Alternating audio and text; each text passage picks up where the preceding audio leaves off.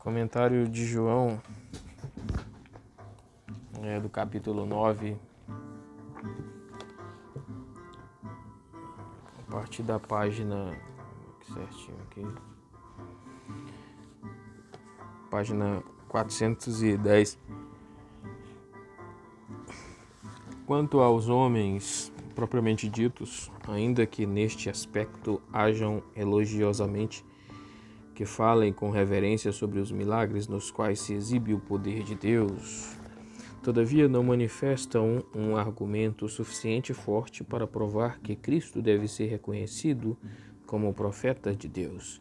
Inclusive, o evangelista não pretende que sua resposta seja considerada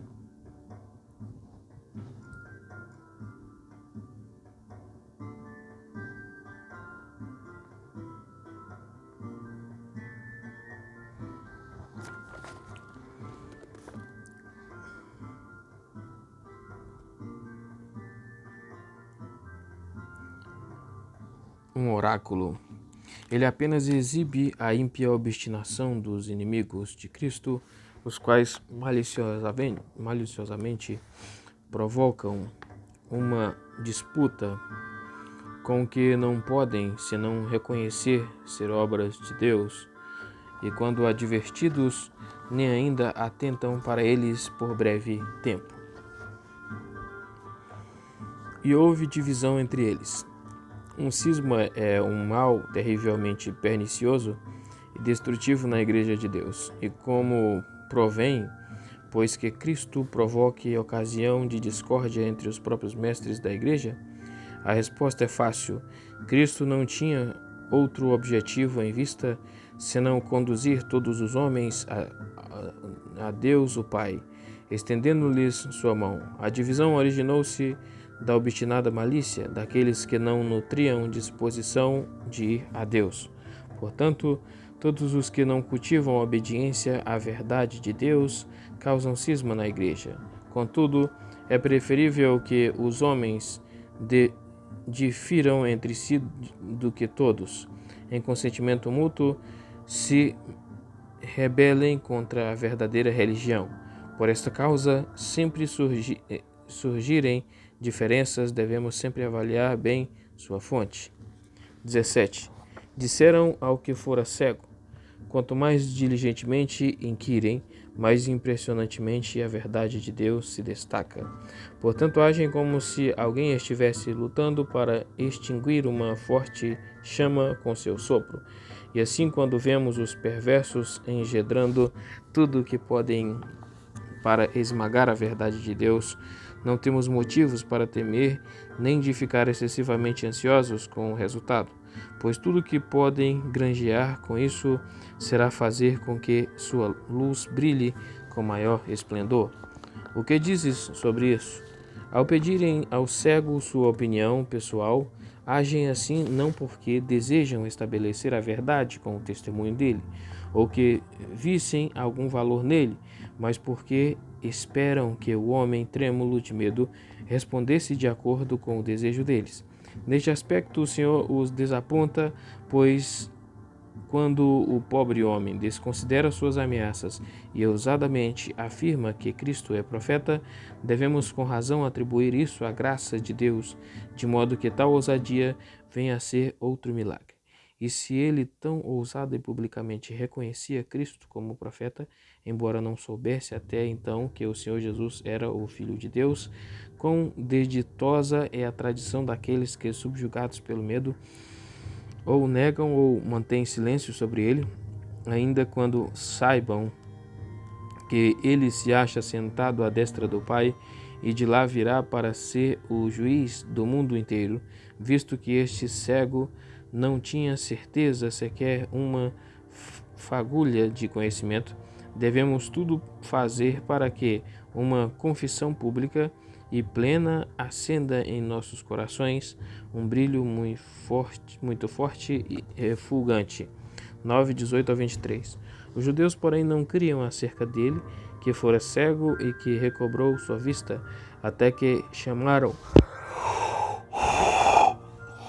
os pais daquele que recobrara a vista e lhes perguntaram, dizendo: É este o vosso filho, que dizeis ter nascido cego?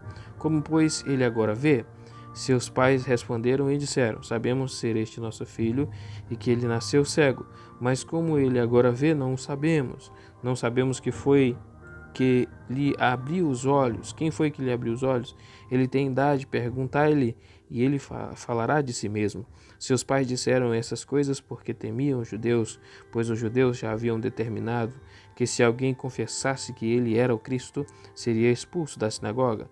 Por esse motivo, seus pais disseram: Ele tem idade, perguntai-lhe. 18. Os judeus, porém, não criam. Há duas coisas aqui que devem ser observadas: que eles não criam que um milagre fosse realizado e que, deixando-se voluntariamente cegar por um perverso ódio de Cristo, não conseguiam perceber o que se manifesta. O evangelista nos conta que eles não criam. Se pedir a razão, não pode haver dúvida de que sua cegueira era voluntária, pois o que os impede de ver uma obra de Deus posta ante seus olhos, ou depois de se convencerem plenamente, o que os impede de crer no que já sabiam, senão que a malícia interior de seu coração conserva seus olhos fechados, pois nos informa que o mesmo acontece com a doutrina do Evangelho, pois ele diz que ela não está oculta nem obscura, exceto para os réprobos, cujo entendimento o Deus deste mundo cegou, 2 Coríntios 4:3. Advertidos por tais exemplos, aprendemos a não trazer sobre nós aqueles obstáculos que nos afastam da fé pela expressão os judeus. O evangelista quer dizer aquela parte deles que mantinha o governo do povo. 19. É este vosso filho? Não conseguindo êxito na primeira tentativa, lançam mão de outra. O Senhor, porém, não só frustra suas tentativas de uma forma maravilhosa, porém as converte para um propósito contrário. Não formulam meramente uma única pergunta, mas astutamente formulam um grande número de perguntas bem enfeixadas, com vistas a impedir uma resposta, mas de uma verdade de perguntas entrelaçadas e capciosas. Os pais do cego escolheram apenas um meio termo, a saber, 20. Sabemos que este é nosso filho e que ele nasceu cego. Daí se segue que ele não vê naturalmente, mas que seus olhos tinham sido miraculosamente abertos. Eles, porém, ignoram este último ponto, que sua visão fora miraculosamente restaurada, porque ele produzira escândalo. Por meio de seu silêncio revelam sua ingratidão, pois, havendo recebido de Deus um dom tão iminente, deveriam ardentemente ter desejado celebrar seu nome. Mas, trêmulos de medo, sepultam a graça de Deus o quanto podem, com esta exceção, que põe em seu lugar como testemunha seu filho, que explicará a questão toda tal como aconteceu e o qual será ouvido com menos preconceito e será mais prontamente crido.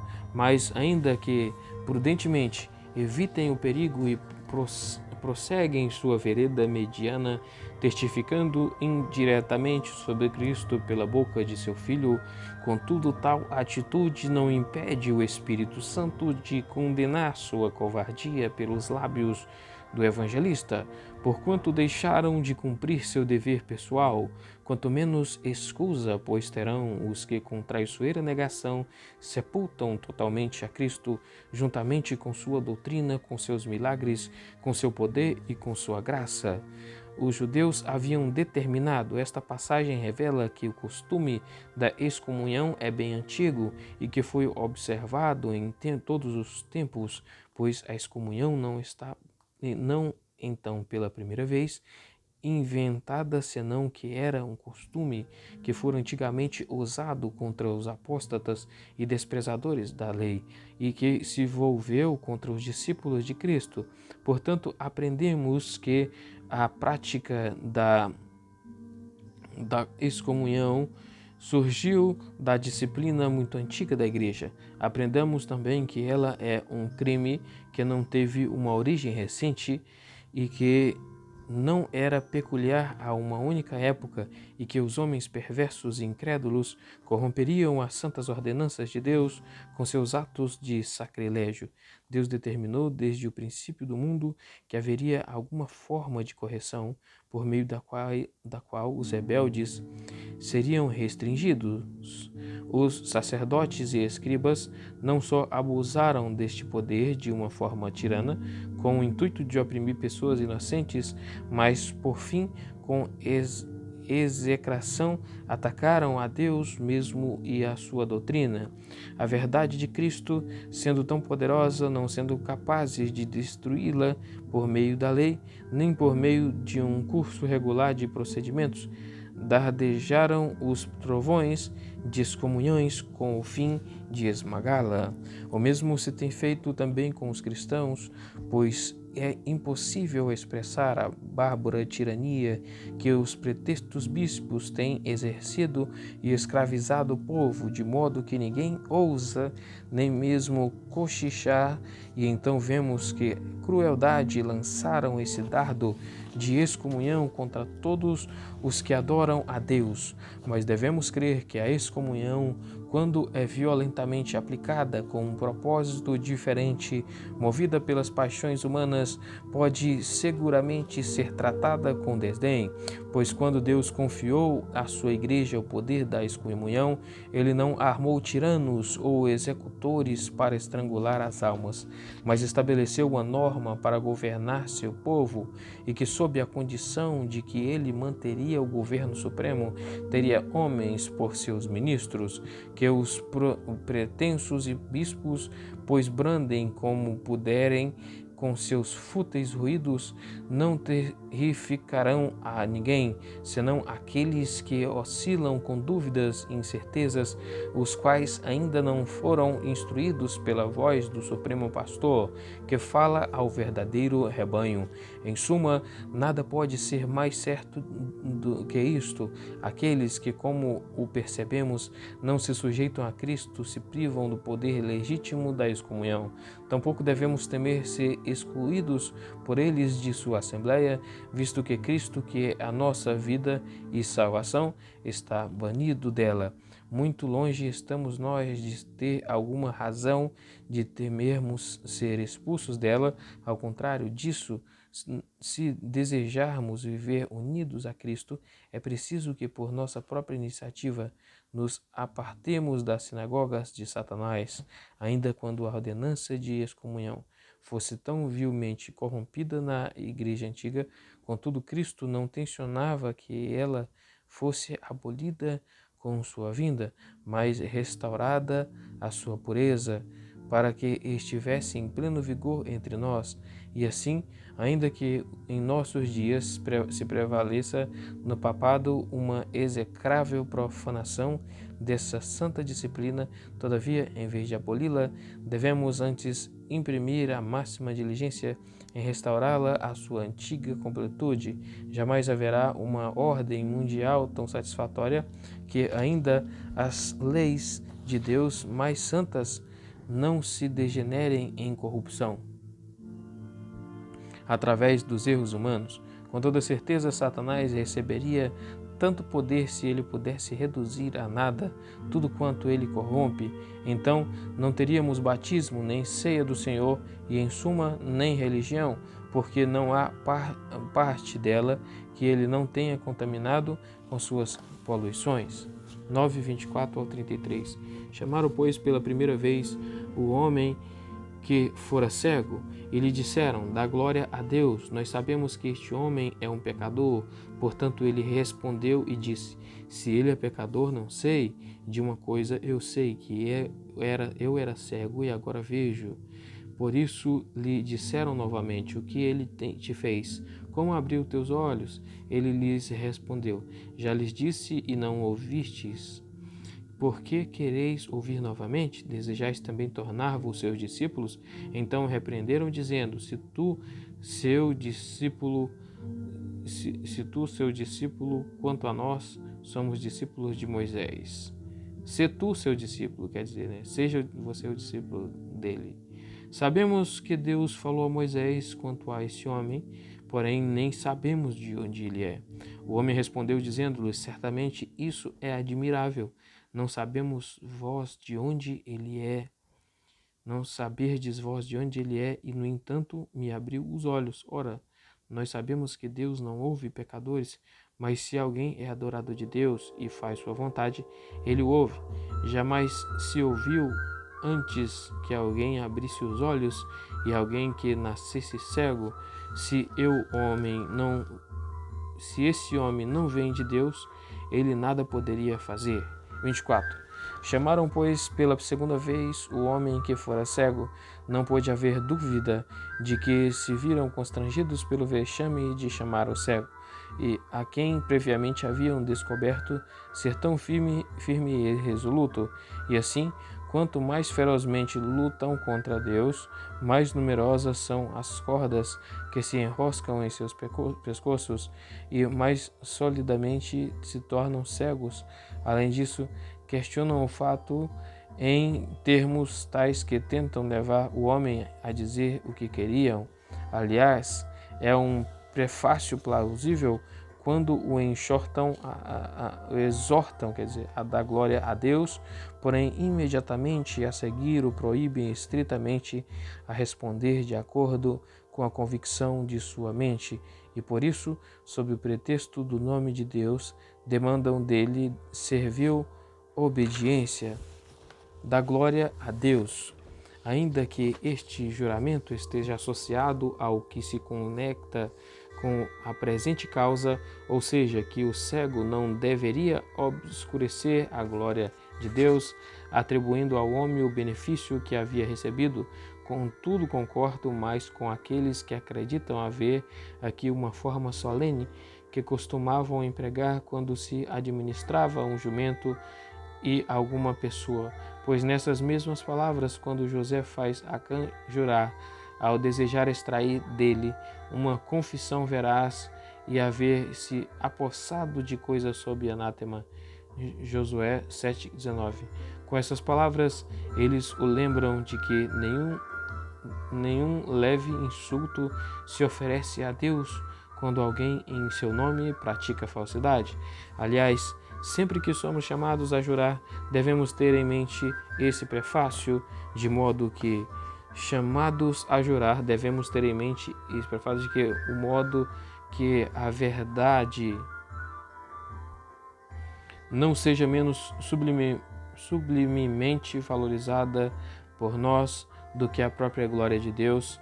Se isso fosse feito, a sacralidade de um juramento seria considerada por um prisma muito diferente. Ora, visto que a maioria dos homens, não considerando que estão negando a Deus, quando invocam seu nome para solidificar uma falsidade temerária e ousadamente se precipitam a jurar, e consequentemente é que cada lugar se enche de perjúrios.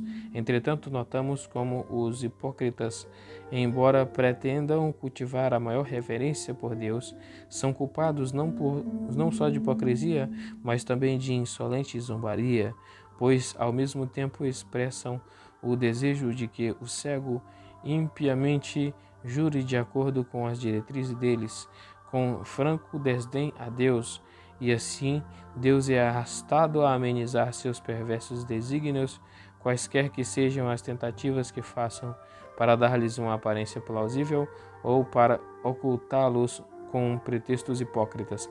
25. Se ele é pecador, eu não sei. Aparentemente o cego não se sentiu totalmente refreado pelo medo de apresentar um testemunho sincero e franco, pois não há razão para se crer que nutrisse alguma dúvida acerca de Cristo, como suas palavras parecem subentender. E, no entanto, prefiro antes crer que ele falou em termos irônicos, com o fim de feri-los ainda mais profundamente. Ele já havia confessado que Cristo era profeta, versículo 3, percebendo que ele nada lucra agindo assim, então suspende seu juízo sobre a pessoa e realça o fato propriamente dito, de modo que, enquanto faz essa admissão em seu favor, ele não perde a chance de ridicularizá-los.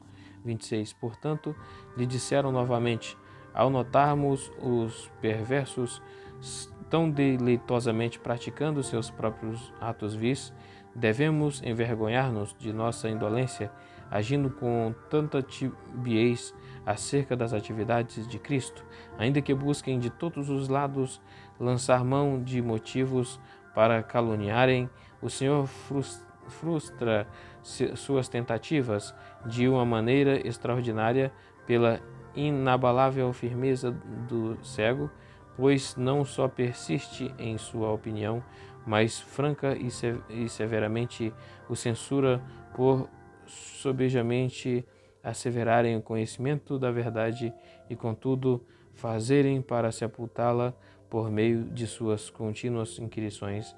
Ele os acusa também de impiedade, odiarem a Cristo quando diz: quereis vós também tornar-vos seus discípulos?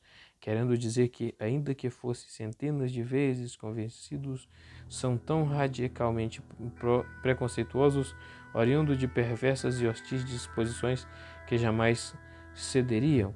É uma espantosa exibição de liberdade quando alguém de humilde condição, especialmente passível de censura em decorrência de sua pobreza, destemidamente provoque a fúria de todos os sacerdotes contra sua própria pessoa, se aquilo que nada mais era senão uma modesta preparação para a fé lhe imprimiu tanta ousadia quando entrou em pugna que justificativa poderiam alegar os grandes mestres do Evangelho, os quais, ainda que estejam longe do alcance de dardos inflamados, fecham suas bocas tão logo se veem ameaçados por algum perigo? Essa é igualmente uma pergunta irônica, pois sua intenção é dizer que são inspirados pela malícia e não por sincero zelo pela verdade, com o fim de pressioná-lo energeticamente a dar resposta sobre este fato. 28. Então o repreenderam. É provável que tenham energicamente lançado sobre ele todos os reproches que foram inspirados pela violência de seu furor e indignação, mas houve um reproche digno de nota que fluiu de seus lábios. Chamaram-no de apóstata da lei, porque, em sua opinião, ele não podia ser discípulo de Cristo sem se rebelar contra a lei de Moisés, e expressamente representam esses dois elementos como sendo inconsistentes entre si. É um pretexto bem plausível que temam rebelar-se contra a doutrina de Moisés, pois esta é a verdadeira norma da piedade, que devemos dar ouvido aos profetas, por meio de quem certamente sabemos que Deus tem falado, para que nossa fé não se concretize por qualquer doutrina humana. À luz deste princípio, deduzem sua convicção quanto à lei de Moisés, porém mentem quando dizem que são discípulos de Moisés, porquanto tinham apostatado do propósito da lei, e assim os hipócritas costumam temer a Deus convenientemente, pretendendo ocultar-se sob seu nome. Se Cristo é a alma da lei, como Paulo nos afirma, Romanos 10.4, em que se converte a lei quando dissociada dele, senão corpo morto. Por este exemplo, somos instruídos que ninguém realmente ouve a Deus, a menos que seja um atento ouvinte da sua palavra, para que entenda o que Deus pretende e declara. 29. Quanto a esse homem, não sabemos de onde ele é. Ao falarem assim, não estão pensando em seu país ou lugar de nascimento, mas no ofício profético, pois alegam que não têm nenhum conhecimento de sua vocação para que o recebam como sendo de procedência divina. 30. Certamente isso é admirável. Indiretamente ele os reprova por permanecerem insensíveis ante um milagre tão proeminente e em pretenderem que não tinham nenhum conhecimento da vocação de Cristo, como se quisesse dizer que era tremendamente impróprio que tal testemunho do poder divino não fosse tido em nenhuma estima e que a vocação de Cristo, não tão provada e atestada, não granjeasse nenhum crédito entre eles. E com o fim de demonstrar mais claramente sua estupidez ou malícia, ele engrandece a excelência do milagre e a partir de sua consideração, ou seja, que até onde pode ir a memória dos homens, ninguém jamais ouvira dizer que tal coisa fosse feita por um homem. Daí se segue que são maliciosos e ingratos, porque voluntariamente fecham seus olhos e a obra manifesta de Deus. Disto ele infere que Cristo fora enviado por Deus, porque ele se acha revestido com o incomensurável poder do Espírito de Deus para granjear crédito para si e para a sua doutrina. 31. Ora, nós sabemos que Deus não ouve a pecadores. Os que pensam que o homem falou isso em concordância com a opinião do povo estão equivocados, pois o termo pecador nesta passagem, como em outra há pouco discutida, significa uma pessoa ímpia e imoral. É a doutrina invariável da Escritura que Deus não ouve a qualquer um, senão aquele que o invocam em verdade e sinceramente, pois enquanto somente a fé nos abre a porta de acesso a Deus, é certo que todos os perversos estão excluídos do acesso a Ele, e Ele ainda declara que odeia suas orações, Provérbios 28, 9. Bem como abomina seus sacrifícios, Provérbios 15, 8. É por um privilégio especial que convida a si e a seus filhos, e é tão somente o Espírito de adoção que clama em nossos corações. Abba, Pai, Romanos 8, 15, Gálatas 4, 6. Em suma, ninguém está devidamente disposto a orar a Deus a menos que seu coração seja purificado pela fé. Os perversos, porém, com suas orações, profanam o sacro nome de Deus e por isso merecem antes ser punidos por tal sacrilégio em vez da obtenção de algo para a salvação. Consequentemente, o cego não arrazoa inconclusivamente dizendo que Cristo veio de Deus, porque Deus inclina seus ouvidos favoravelmente às suas orações. Responderam e lhe disseram: Tu nasceste fortemente em pecados, e nos ensina a nós. E o expulsaram. Jesus ouviu que o haviam expulsado, e, o tendo encontrado, lhe disse: Crês no Filho de Deus? Ele respondeu e disse: Quem é ele, Senhor, para que eu nele creia? E Jesus lhe disse: Tu tens visto, e é ele que fala contigo. E ele lhe disse: Senhor, eu creio. E o adorou. Então disse Jesus: Eu vim a este mundo para juízo, para que os que não veem vejam, e para que os que veem se tornem cegos. Alguns dentre os fariseus que estavam com ele ouviram estas coisas e lhe disseram: E nós também somos cegos? Disse-lhes Jesus: Se fosseis cegos, não teríeis pecado, mas agora dizeis: Nós vemos, por isso o vosso pecado permanece. 34. Tu nasceste totalmente em pecados. Não tenho dúvidas de que aludiam à cegueira dele. Com quanto orgulho costumam os homens caçoar de quem enfrenta algum estresse ou calamidade. E é por isso que eles o insultam sem cessar, como se saísse do ventre, mantendo, portanto, o estigma de seus pecados, pois todos os escribas estavam convencidos em seus corações de que as almas, depois de haver concluído uma vida, ingressavam-se em novos corpos, e ali sofriam o castigo de seus crimes anteriores. Daí concluírem que aquele que nascia cego era concomitantemente coberto e contaminado por seus pecados. Essa injusta censura deve instruir-nos a sermos excessivamente cautelosos, evitando avaliar os pecados de alguém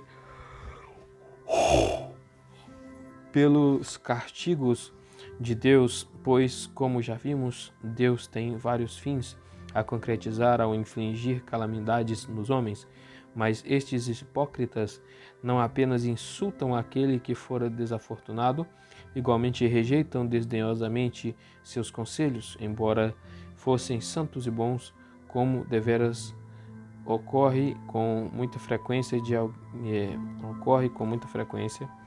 de alguém não poder suportar que seja instruído por quem ele mesmo despreza. Ora, visto que devemos sempre desprezar, visto que devemos sempre ouvir a Deus, seja quem for que ele use para isso, aprendemos a não desprezar a alguém, para que Deus sempre nos encoraje, nos encontrem dóceis e submissos, ainda quando ele empregue uma pessoa totalmente insignificante e desprezível para instruir-nos, pois não há uma praga mais danosa do que quando o orgulho fecha nossos ouvidos, de modo que não nos dignamos ouvir aqueles que nos aconselham para nosso proveito. E frequentemente ocorre que Deus intencionalmente escolhe pessoas vis e indignas para instruir-nos e aconselhar-nos a fim de que subjugar nosso orgulho. E o expulsaram, embora seja possível que aqueles rabinos arrogantes o tenham expulsado violentamente do templo. Contudo, creio que o evangelista tem uma intenção diferente, a saber, que o excomungaram, e assim sua expulsão dele teria a aparência de lei. Isso também se harmoniza melhor com o que se segue, pois se o tivessem expulsado de uma maneira desdenhosa e furiosa, não teria sido de tão grande importância como tornar provável que a notícia dela, a expulsão, chegasse a Cristo. 35. Jesus ouviu que o expulsaram. À luz dessa circunstância, conjecturo que todo o procedimento dele teve um toque de solenidade, como uma atividade de grande importância. Com este exemplo, somos instruídos tão triviais e quão pouco devem ser temidas as excomunhões dos inimigos de Cristo. Se formos expulsos daquela assembleia que Cristo preside, é um terrível julgamento que se executa contra nós para que sejamos entregues a Satanás, 1 Coríntios 5:5, porque somos banidos do reino do Filho de Deus. Mas quanto a ter algum motivo de temer o julgamento tirânico por meio do qual os ímpios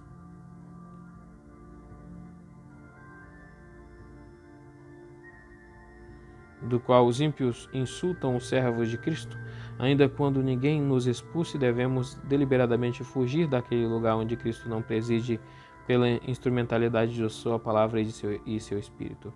E o tendo encontrado, se lhe fora permitido permanecer na sinagoga, teria corrido o risco de tornar-se paulatinamente alienado de Cristo e mergulhado na mesma destruição com os perversos.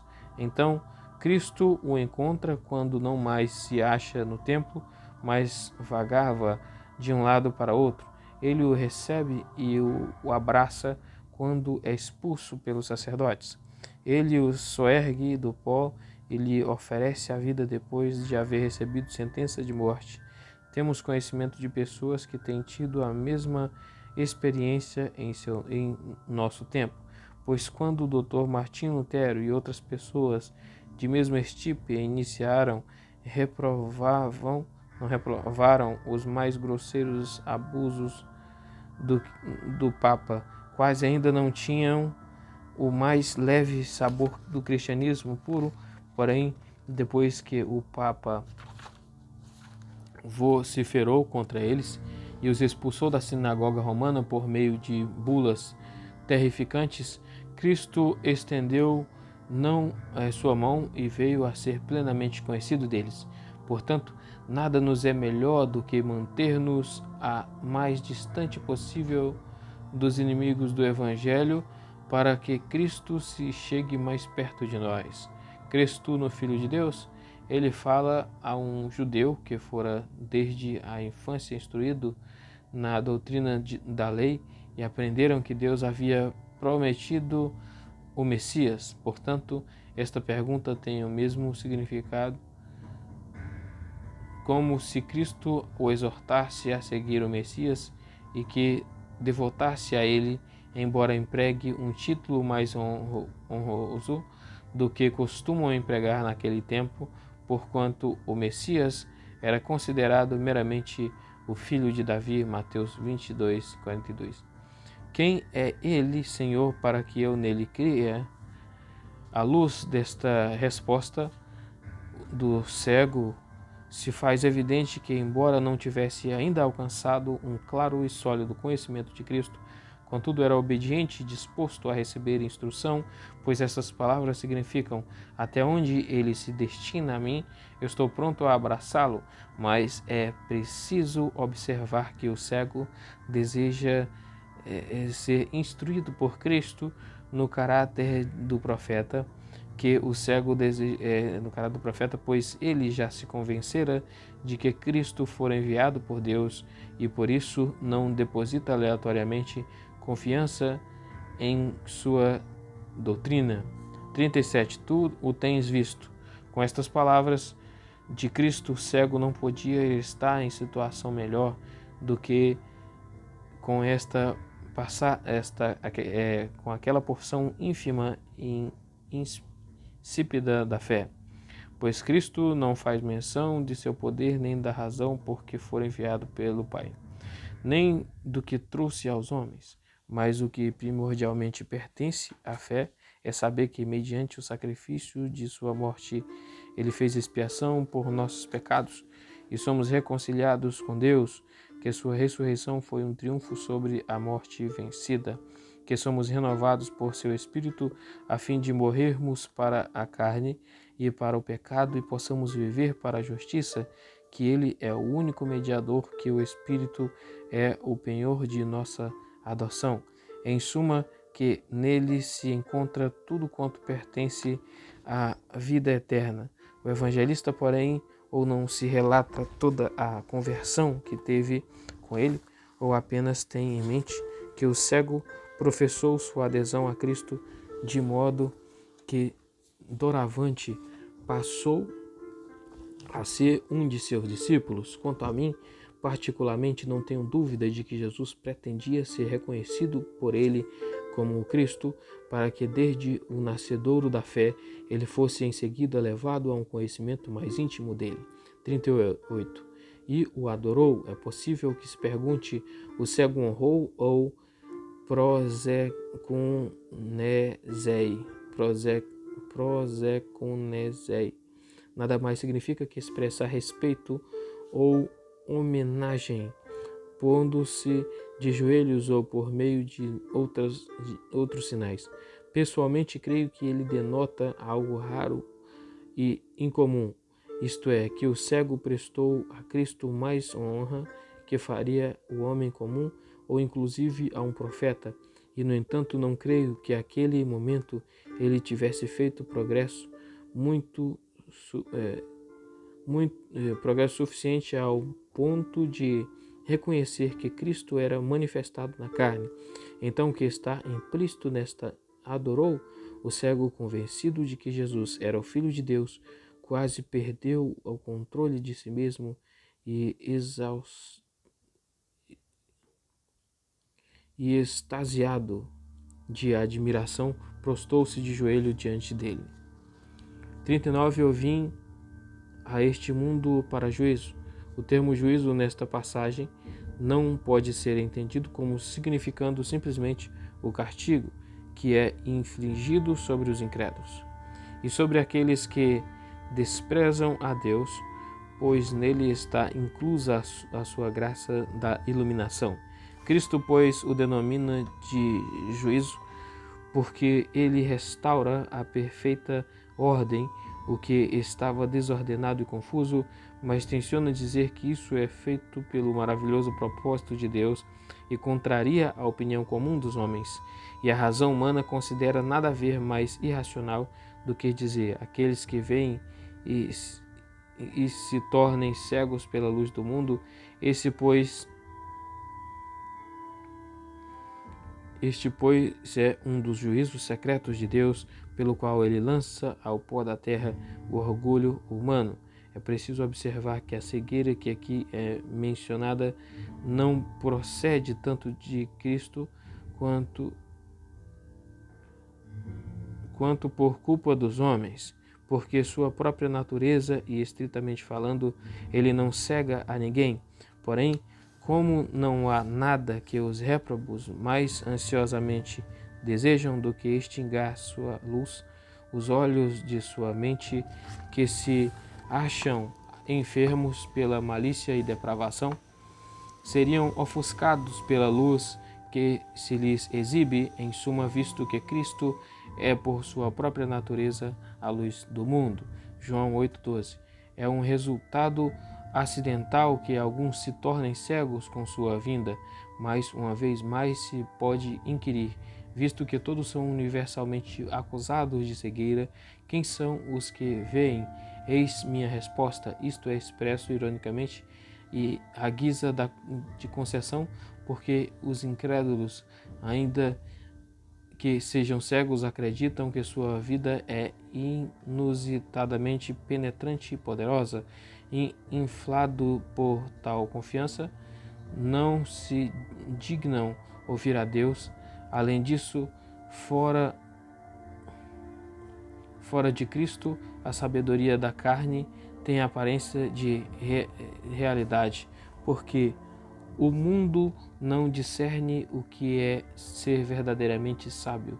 Assim, pois, eles veem dizer o Senhor Jesus Cristo, os quais, enganando a si mesmos e a outros com a nécia confiança em sua sabedoria, são guiados por sua própria opinião e creem que suas vãs imaginações equivalem à grande sabedoria. Tais pessoas, tão logo Cristo surja no esplendor de seu evangelho, se tornam cegas, não só porque sua estultícia, que anteriormente estava envolvida pelas densas trevas da incredulidade, agora se põe a descoberto, mas porque, estando mergulhada nas mais profundas trevas pela justiça